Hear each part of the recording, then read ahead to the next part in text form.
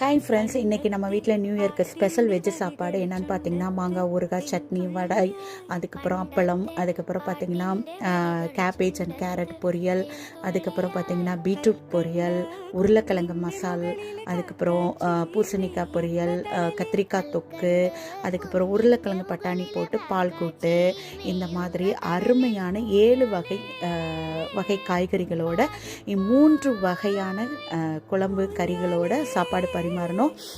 அதுக்கப்புறம் சாப்பாடு போட்டு அதில் கொஞ்சம் நெய் ஊற்றி மாங்காய், முருங்கைக்காய், கத்திரிக்காய் போட்ட சாம்பார், அதுக்கப்புறம் கொஞ்சம் சாப்பாடு வச்சு அதில் கத்திரிக்காய் புளிக்குழம்பு, அதுக்கப்புறம் கொஞ்சம் சாம்பார் வச்சு அதில் அருமையான முருங்கைக்காய் வாழைக்காய் போட்ட மோர் குழம்பு.